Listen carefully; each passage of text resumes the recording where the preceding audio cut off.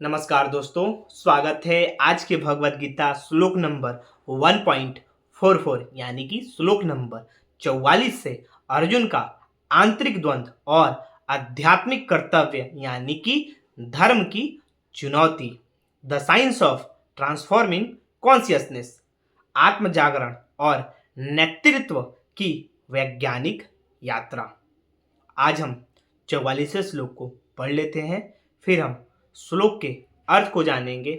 उसके बाद हम आध्यात्मिक संदेश की तरफ आगे बढ़ेंगे।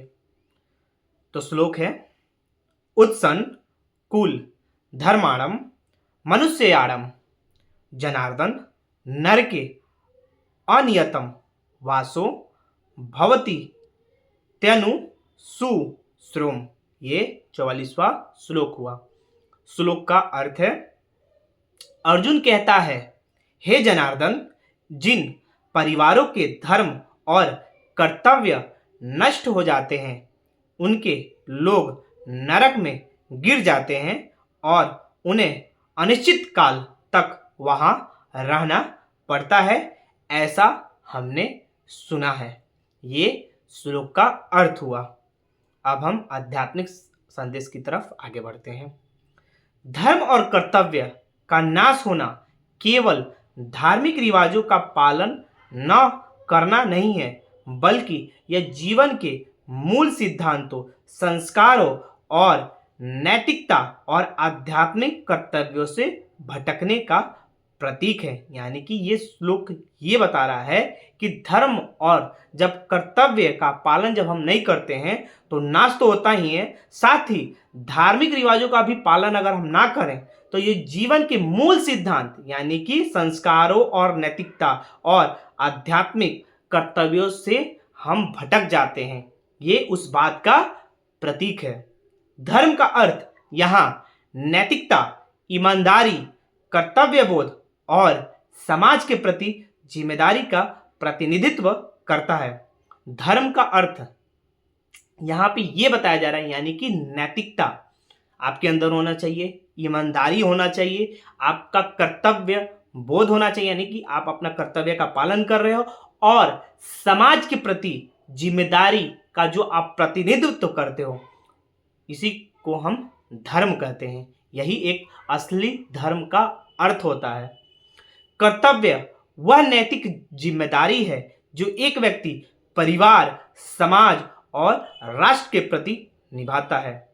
कर्तव्य वह नैतिक जिम्मेदारी है, यानी कर्तव्य वह नैतिक जिम्मेदारी है जो एक व्यक्ति, जो आम व्यक्ति, जो एक समाज में रह रहा व्यक्ति अपने परिवार, समाज और राष्ट्र के प्रति निभाता है। जब परिवार में नैतिकता, ईमानदारी, सच्चाई और कर्तव्य का पालन बंद हो जाता है तो वे अपनी जड़ों से कटने लगते हैं। यानी कि जब परिवारों में, यानी कि जब आपके परिवारों में चाहे अन्य किसी के परिवारों में जब नैतिकता, ईमानदारी, सच्चाई और कर्तव्य का जब पालन बंद हो जाता है किसी के भी जीवन में, तो उसकी जड़ें क्या होती हैं? कटने लगती हैं। जड़ वहां से उखड़ने लगती हैं, कटने लगती हैं। यह एक प्रकार की आंतरिक अव्यवस्था का कारण बनता है जहां स्वार्थ, अनैतिकता और भोगवादी प्रवृत्तियां हावी हो जाती हैं, जिसके परिणाम स्वरूप नरक, यानी कि यहां नरक का अर्थ सिर्फ मृत्यु के बाद मिलने वाले कष्ट से नहीं है, इसे अध्यात्म के स्तर पर समझा जा सकता है। यानी कि जब परिवार में नैतिकता, ईमानदारी, सच्चाई और कर्तव्यों का जब पालन बंद हो जाता है तो वो जड़ें उखड़ने लगती है। आपकी जीवन में ये सब सारी चीजें आप पालन नहीं करोगे तो क्या होगी? जड़ें कमजोर होने लगी, साथ ही आप जड़ों को आप खुद काट रहे हो। जब ये सब चीजों का आप पालन नहीं करोगे तो आप अपनी जड़ को खुद काट रहे हो। साथ ही एक प्रकार का क्या है, आपके आंतरिक अव्यवस्था का कारण बनता है, जहां आपके अंदर क्या पनपता है?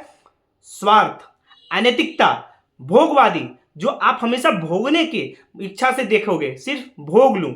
अगर आप कर्तव्य से आप पालन बंद कर देंगे, यानी कि आप अपने कर्तव्य पथ से आप अपने जीवन में भटक जाओगे, तो आपके अंदर क्या क्या पनपेगा? स्वार्थ पनपेगा, आपके अंदर अनैतिकता आएगा, भोगवादी, सिर्फ आप भोगने की यदि करोगे कि मैं इसको भोग लूं, मैं स्त्री को भोग लूं, मैं जिस चीज को देख लूं उस चीज को भोग लूं, ये घर को भोग लूं, मतलब हर चीज आप क्या समझोगे कि मैं सिर्फ भोगीवादी प्रवृत्ति आप पे हावी होने लगेगा, जिसका परिणाम स्वरूप क्या मिलता है? यही नरक है, यही स्वर्ग है। जब आप भोगवादी बनोगे तो आप एक नरक में जी रहे होगे, यानी कि नरक का अर्थ है सिर्फ मृत्यु के बाद मिलने वाला कष्ट नहीं है, यानी कि मृत्यु हो जाने के बाद से कष्ट नहीं है, यही इसी जीवन में जो आप जी रहे हो यहाँ पे, यहीं पे कष्ट मिलता है और वो नरक की जिंदगी हो जाती है। अगर इसे आध्यात्म का स्तर पर हम समझ सकते हैं, यहाँ कि आप समझ रहे हो।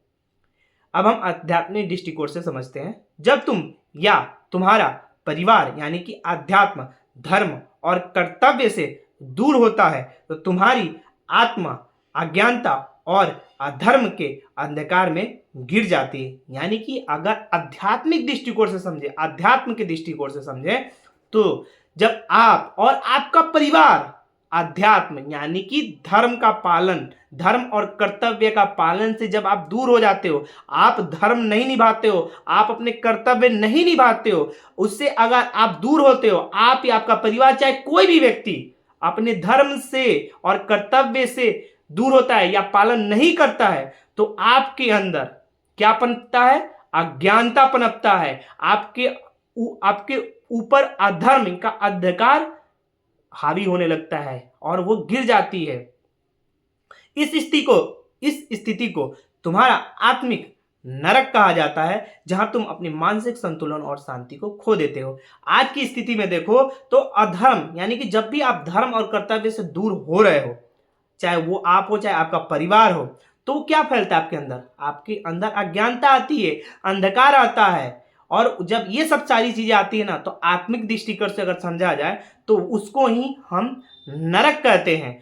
और ये नरक आपको बाहरी स्थिति में दिखाई देती है, जैसे कि आपका मानसिक संतुलन बिगड़ जाता है, साथ ही आप शांति खो देते हो, बेवजह गुस्सा आता है, बेवजह आपको भय रहता है, हर चीज का आपको भय होने लगेगा, यही आपका मानसिक संतुलन और शांति खो देता है। और यही जिंदगी नरक होती है। जब आपको भय होगा, जब आपको दुख होगा, जब आप उस चीजों से डरने लगोगे, तो यही स्थिति को हम नरक कहते हैं।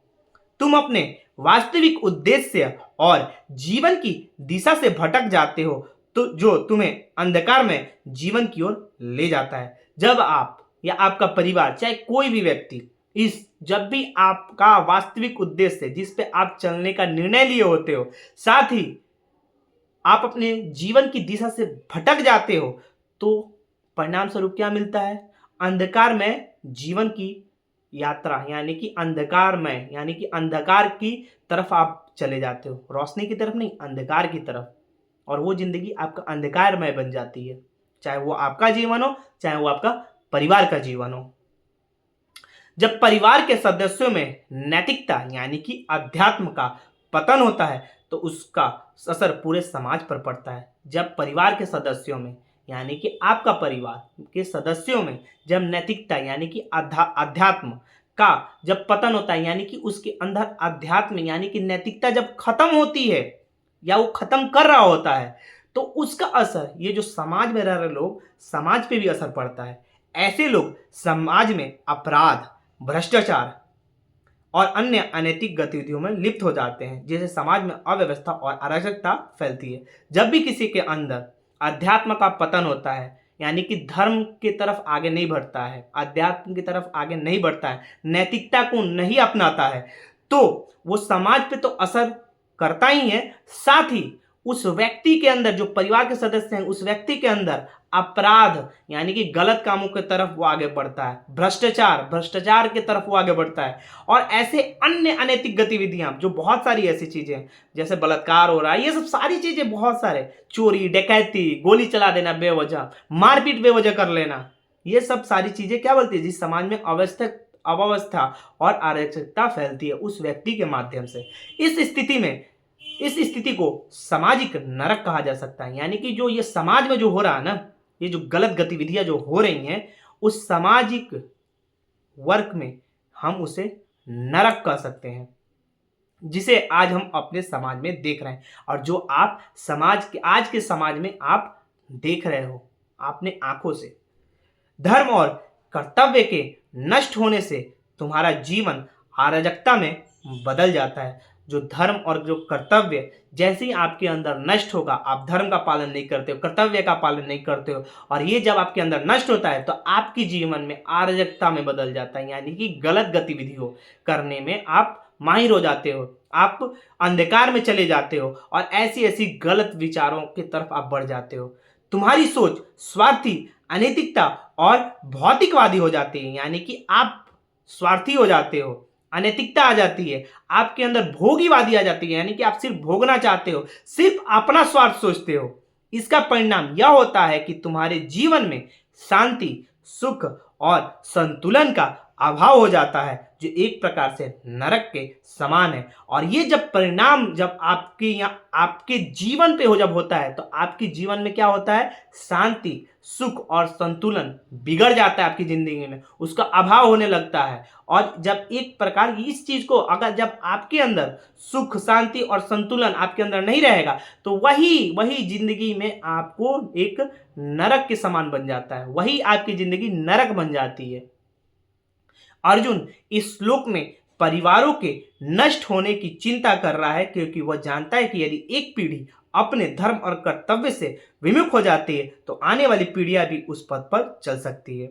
यानी कि अर्जुन इस श्लोक में जो बता रहा है और जो सोच रहा है कि परिवार के नष्ट होने से, यानी कि परिवार के नष्ट होने की जो वो चिंता कर रहा है अर्जुन, तो वो जानता है कि यदि परिवार नष्ट हुआ तो आने वाली एक जो पीढ़ी होगी वो धर्म से और कर्तव्यों से विमुख हो जाएंगी, वो धर्म और कर्तव्य को जान ही नहीं पाएंगे। तो आने वाली पीढ़ियां भी क्या होगी, जब एक पीढ़ी उस पीढ़ी पर चलेगी अधर्म और कर्तव्यों को ना करना, यानी कर्तव्य से विमुख हो जाना, जब उस पर चलेंगी तो आने वाली पीढ़ियां भी उस पथ पर चल सकती हैं। अर्जुन का इसी बात का चिंता है। यह परिवारों के नैतिक पतन की शुरुआत होती है, जो अंततः समाज के व्यापक पतन का कारण बनती है। और यही परिवारों का नैतिक पतन यहीं से शुरुआत होता है और अंततः समाज के व्यापक, यानी कि समाज में भी जैसे परिवार में नैतिक पतन शुरू होगा वैसे ही समाज पे भी असर होता है, बाहरी समाज पे भी असर होता है।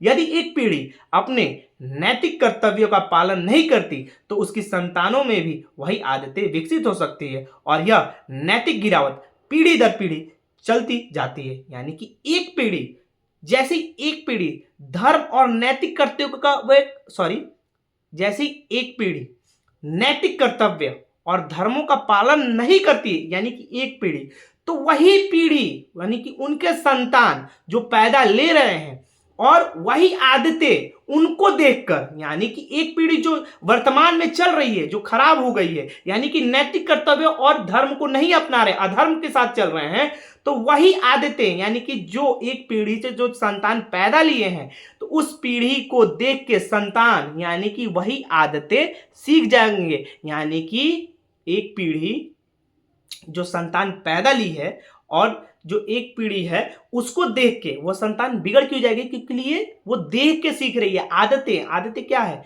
देख के ही बनती है। जैसा आप अपने बच्चों को पालन कर रहे हो, जैसा आप उसको स्वभाव दे रहे हो, जैसा उसको आप सिखा रहे हो वैसा वो करेगा। तो एक पीढ़ी अगर कर्तव्य नहीं कर रही है और धर्म के साथ नहीं चल रही है तो उनके होने वाले संतान वो भी क्या करेंगे, उसी आदतें में विकसित होती जाएंगी और जब उसी आदतें में विकसित होते जाएंगी तो नैतिक गिरावट यानी कि पीढ़ी दर पीढ़ी वही सीखते जाएगी और ये पीढ़ी दर पीढ़ी चलते जाएगी, यही अधर्म बढ़ते जाता है। इसके परिणाम स्वरूप परिवार और समाज दोनों नरक जैसी स्थिति में फंस जाते हैं जहां नैतिकता और समाज के नियमों का अभाव होता है। और इसका परिणाम क्या मिलता है, आपका परिवार और समाज दोनों क्या चला जाता है, नरक जैसी स्थिति जैसा बन जाती है। यानी कि नरक जैसी स्थिति में वो फंस जाता है जहां नैतिकता और समाज यानी समाज के नियमों का अभाव हो जाता है, अभाव होने लगता है। जब पीढ़ी दर पीढ़ी ऐसा नियम अधर्म और कर्तव्यों से पालन से विमुख होते जाएंगी तो क्या होगा, समाज में नरक जैसी स्थिति बन जाएगी। यही तो होती है, यही होते जा रहा है। नैतिक और आध्यात्मिक कर्तव्यों का पालन नहीं करने से तुम्हारे जीवन में भी असंतोष और कष्ट बढ़ते हैं। यानी कि आज के समय में भी जो व्यक्ति नैतिक और आध्यात्मिक कर्तव्यों का पालन नहीं कर रहा है, वो व्यक्ति, उसके जीवन में असंतोष और कष्ट बढ़ते है, यानी कि कष्ट बढ़ते ही जाता है। आज आप देख रहे हो जिसको एंजाइटी है, टेंशन है, यही कारण है ना। आध्यात्मिक आध्यात्मिक स्तर पे अपने आप को नहीं जान रहा, अपने नैतिक कर्तव्यों से भूल गया है। और जब ये सब सारी चीज़ें होती है ना, तो वो संतोष रह ही नहीं सकता है। अंदर एक घबराहट से हमेशा रहेगी, ये कर लूँ वो कर लूँ, कष्ट आपके साथ हमेशा होता रहता है। इसीलिए मैं बोलता हूँ, ध्यान ध्यान ध्यान ध्यान की एक अवस्था तो आगे बढ़ो। जब आगे बढ़ोगे ना, तो डर तो आएंगी, शुरुआत से डर आएंगी, लेकिन जैसे जैसे आगे बढ़ोगे तो आपके अंदर वो ध्यान की जो स्थिति बनेगी, उससे आप धीरे धीरे सुख की तरफ बढ़ते जाओगे, आनंद का भाव आपके अंदर उत्पन्न होने लगेगा। इसलिए कहा जाता है नैतिक और आध्यात्मिक कर्तव्यों से विमुख ना हो, उसका पालन करो, तभी आप जीवन में कष्ट से मुक्त हो जाओगे और संतोष की अंदर आपके अंदर संतोष पनपेगा। तुम्हारे कार्यों के फलस्वरूप तुम्हें मानसिक, भावनात्मक और भौतिक स्तर पर संघर्ष करना पड़ता है। मैंने क्या बोला, जैसे ही आप ध्यान की स्थिति में आप बढ़ोगे, तो जो आपके कार्य के फलस्वरूप, यानी कि आपके मानसिक, भावनात्मक और जो भौतिक स्तर पर आपको संघर्ष करना ही पड़ता है और करना ही पड़ेगा। वही रास्ता है, और कोई रास्ता है नहीं, शॉर्टकट कोई रास्ता नहीं है। जो आप सोच रहे हो कि शॉर्टकट रास्ते से अपने आप के अंदर संतोष जगा लूं और जीवन के कष्टों से मैं दूर हो जाऊं, पैसा पैसा पैसा के समाज में जो भाग रहे हैं आज के समाज में, अरे ज्ञान को पन पाओ ना, ध्यान की स्थिति में जाओ ना। तो ये सारी चीजें आपको क्या संघर्ष करके ही मिलेगी। संघर्ष ही जीवन है, समझो इस बात को। यह जीवन की ऐसी अवस्था होती है जहां तुम्हें शांति और संतुष्टि का अनुभव नहीं होता, जो किसी नरक से कम नहीं है। और यही जीवन की ऐसी अवस्था है, यानी कि जैसे ही आप मानसिक, भावनात्मक और भौतिक स्तर पर जैसे संघर्ष करोगे, तो यही जीवन की एक ऐसी अवस्था होती है जहां आपको संतुष्टि और शांति का अनुभव नहीं होगा। शुरुआती दौर में जब ध्यान की आगे जाओगे, मतलब ध्यान करना स्टार्ट करोगे, तो शुरुआती दौर में आपको मानसिक, भावनात्मक और भौतिक स्तर पर आपको संघर्ष करना ही पड़ेगा। कोई और रास्ता नहीं है, बस इतना जान लो। शॉर्टकट नहीं अपना सकते। और जब ये अपनाओगे, और जीवन की ऐसी अवस्था यही क्या करती है, ये शांति और संतुष्टि कुछ समय के लिए आपको अनुभव नहीं होता, जो किसी नरक से कम नहीं है। और ये नरक से कम नहीं होता है, समझ जाओ इस बात को। हमने सुना है, यह वाक्य यह दर्शाता है कि इस सच्चाई को प्राचीन काल से सुना और समझाया गया है। यानी कि हमने भी सुना है, मेरे गुरु ने भी सुना है, जो मेरे गुरु बता रहे हैं कि ये वाक्य दर्शाता है कि जो सच्चाई को प्राचीन काल से सुना और समझाया जा रहा है, निरंतर निरंतर, ये निरंतर चलता रहता है। यह ज्ञान और अनुभव पीढ़ी दर पीढ़ी चला रहा है, और जो ज्ञान और अनुभव का पीढ़ी दर पीढ़ी चला ही आ रहा है। और यह किसी एक व्यक्ति या समूह की अवधारणा नहीं है, बल्कि यह एक सार्वभौमिक सत्य है, जिसे तुम्हारे पूर्वज ने अनुभव किया और तुम्हें इस बात की चेतावनी दी। यानी कि यह ज्ञान पीढ़ी दर पीढ़ी चली आ रही है, ज्ञान और अनुभव, और यह किसी एक व्यक्ति और समूह की अवधारणा नहीं है, बल्कि यह सार्वभौमिक सत्य है। निरंतर सत्य के प्रति समर्पित रहना, यानी कि जो सत्य, ये जो पूरी सृष्टि है ना, सत्य पे आधारित है। और ये जो सत्य के रूप पे आधारित जब चल रही है, तो यही जो हमारे पूर्वज हैं, यही पूर्वज हमारे महसूस किए हैं, और ये आपको क्या कर रहे हैं, वो उस बात की चेतावनी दे रहे हैं, यानी कि उस बात को बता रहे हैं कि आप भी उस रास्ते पे आगे बढ़ो। इस प्रकार अनिश्चित काल तक नरक में रहना जीवन में उन कष्टों और संघर्षों का प्रतीक है, जो तब तक चलते रहते हैं जब तक तुम धर्म और कर्तव्य की ओर वापस नहीं लौटते। इस प्रकार अगर आप देखो, तो अनिश्चित काल तक नरक में रहना जीवन के उन कष्टों और संघर्षों का प्रतीक है, जो तब तक चलता रहता है आपके जीवन में, जब तक आप धर्म और कर्तव्यों की ओर वापस नहीं लौटते। यानी कि जब आप धर्म और कर्तव्य की तरफ आगे बढ़ोगे, कर्तव्यों का पालन करोगे, धर्म के साथ हो जाओगे, तो आपके अंदर अनिश्चित काल तक नरक में रहने खत्म हो जाएगा और कष्टों और संघर्ष धीरे धीरे खत्म हो जाएंगी। आप आनंद का भाव आपके अंदर जगने लगेगा और ये तब तक चलता रहेगा, यानी कि जब आप धर्म और कर्तव्य की ओर नहीं जाओगे तो आपके नरक में आप बने रहोगे, यानी कि कष्टों और संघर्ष आपके अंदर बना रहेगा। तो आप कर्तव्य और धर्म की तरफ वापस लौटो। हर किसी से बोल रहा हूँ, धर्म को अपनाओ, कर्तव्यों का पालन करो। इसे तुम्हें एक चेतावनी के रूप में लेना चाहिए ताकि तुम अपनी जिम्मेदारियों से विमुख ना हो और अपने जीवन को सही दिशा में ले जा सको। और ये जो बात है जो मैंने अभी बताया, इस बात को आपको चेतावनी के रूप में समझना चाहिए और अपने जीवन को सही दिशा में ले जाना चाहिए, यानी कि धर्म और कर्तव्यों की तरफ आगे आपको बढ़ना चाहिए।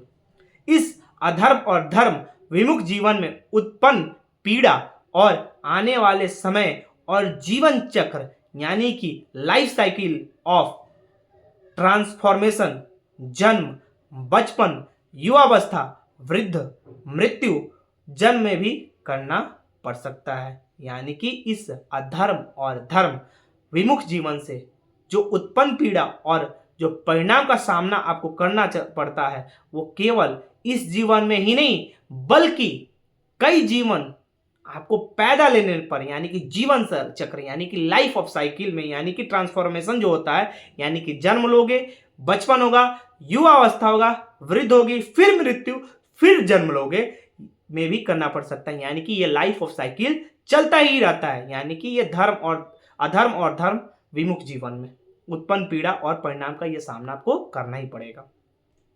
अब अर्जुन का द्वंद्व क्या है ये समझते हैं। अर्जुन यहाँ एक गहरे नैतिक संकट से जूझ रहा है। यह सोचता है कि अगर यह युद्ध हुआ तो समाज की नींव ही हिल जाएगी और इसके परिणाम स्वरूप आने वाली पीढ़ियां का पतन हो सकता है। यानी कि अर्जुन का एक गहरा नैतिक संकट से जूझ रहा है। किससे? यानी कि अंदर के नैतिक गहरे से वो संकटों से जूझ रहा है। क्या वो सोचता है कि अगर युद्ध हुआ तो समाज की नींव क्या होगी? जो समाज के प्रति जो नींव बनाई गई है वो समाज का नींव क्या होगा? हिल जाएगी, यानी कि टूट जाएगी और इसका जो परिणाम होगा वो आने वाली जो पीढ़ियां होंगी उनका पतन हो जाएगा, यानी कि खत्म हो जाएंगे वो पीढ़ियां। जब तुम अपनी आत्मा से जुड़ने वाले कर्तव्यों से दूर हो जाते हो तो जीवन का संतुलन टूट जाता है। यानी कि जब आप अपनी आत्मा से नहीं जुड़ोगे और कर्तव्यों से यानी कि आप अपने आत्मा से नहीं जुड़ोगे, कर्तव्यों से दूर हो जाओगे तो आपका जीवन का संतुलन बिगड़ जाता है। तो आप अपने आत्मा को अपनाओ, अपने कर्तव्यों को अपनाओ। सही नेतृत्व का आधार तुम्हारी अंतरात्मा और मूल्यों में छिपा है। मैंने क्या बोला? अपनी आत्मा को अपनाओ, अपने आध्यात्मिक स्तर को बढ़ाओ, अपना ध्यान स्टार्ट करो, ध्यान को बढ़ाओ, ध्यान को। और जैसे ही आप ध्यान को बढ़ाओगे तो आप अपने अंदर के अंतरात्मा को, अपने अंदर छिपे हुए को जानोगे और यही नेतृत्व का आधार, यानी कि आपकी अंतरात्मा और मूल्यों को आप समझ पाओगे। आज की दुनिया में भी तुम देखते हो कि जब लोग नैतिकता, ईमानदारी और अपने व्यक्तिगत धर्म से भटक जाते हैं तो जीवन में अव्यवस्था और अराजकता फैलती है। यानी कि आज की दुनिया में भी आप भी देख सकते हो कि जब लोग नैतिकता, ईमानदारी और अपने व्यक्तिगत धर्म से भटक जाते हैं तो क्या होता है? जीवन में अव्यवस्था और अराजकता फैलती ही है। आगे देखते हैं नेतृत्वशिप, यानी कि बेस्ट भारत और नेतृत्व में कैसे लागू करें। मोटिवेशन देना कोई लीडरशिप नहीं। पहला पॉइंट जो है वो है मोटिवेशन देना कोई लीडरशिप नहीं है। यानी कि कोई एक लीडर हमेशा मोटिवेशन दिए जा रहा है, तो मोटिवेशन देना कोई लीडरशिप नहीं है, समझ जाओ। उसका एग्जांपल दे रहे हैं। नेतृत्व केवल दूसरों को प्रेरित करने का नाम नहीं है। यानी कि अगर हम दूसरे किसी को बता रहे हैं, नेतृत्व कर रहे हैं और प्रेरित कर रहे हैं तो वो उस चीज का नाम नहीं है। यह स्वयं के आंतरिक मूल्य और सिद्धांतों पर टिके रहकर समाज में सकारात्मक बदलाव लाने का मार्ग है। यानी कि स्वयं के आंतरिक मूल्यों, यानी कि आपके अंदर मूल्य और सिद्धांतों पर आपको टिके रहना है और समाज में सकारात्मक बदलाव लाने का मार्ग है। जैसे ही आप अंदर अपने आंतरिक मूल्यों और सिद्धांतों पे चलोगे तो आपके समाज में भी ना सकारात्मक बदलाव आना शुरू हो जाएगा और वो सकारात्मक मार्ग चलने लगता है। एक सच्चे नेतृत्व करने वाला का कार्य यह सुनिश्चित करना है कि उनका समाज और उनकी टीम नैतिकता, सत्य और अध्यात्म के पथ पर चले। यानी कि जो एक सच्चा नेतृत्वनर होना चाहिए उसे वो नेतृत्व करना चाहिए और उसे कार्यों को सुनिश्चित करना चाहिए, साथ ही समाज और उनकी टीम नैतिकता, सत्य और अध्यात्म के पथ पर चले। यानी कि एक सच्चा नेतृत्वनर अपनी टीम को नेतृत्व करता है, सुनिश्चित करता है कि वो जो समाज और जो उनकी टीम होती है वो नैतिकता, सत्य और अध्यात्म के पथ पर चले, वो उनको बताए। प्रश्न जो तुम्हें खुद से पूछना चाहिए, यानी कि प्रश्न ये है कि आपको अपने खुद से पूछना चाहिए, यानी कि सेल्फ रिफ्लेक्शन टिप, आपको अपने आप से सवाल, क्या तुम अपने समाज और परिवार में नैतिक मूल्यों का निर्माण कर रहे हो? आप अपने आप से पूछें। क्या तुम्हारा नेतृत्व केवल व्यक्तिगत सफलता के लिए है या तुम एक सच्चे उद्देश्य के लिए काम कर रहे हो? ये आप अपने आप से पूछिए। बेस्टो भारत नेतृत्व और आत्म जागरण का आंदोलन। बेस्टो भारत आज के समय में एक एक क्या आंदोलन शुरू कर चुका है। बेस्टो भारत नेतृत्व और आत्म जागरण का, देखिए कैसे। बेस्टो भारत केवल एक प्लेटफॉर्म नहीं है, यह एक ऐसी क्रांति है जो आत्म संस्कार, नैतिकता और समाज के प्रति जागरूकता पर आधारित है। बेस्टो भारत केवल एक प्लेटफॉर्म ही नहीं है, ये एक क्रांति है और आएगी क्रांति। क्रांति तो स्टार्ट हुआ है, क्रांति पूरी इंडिया में आएगी।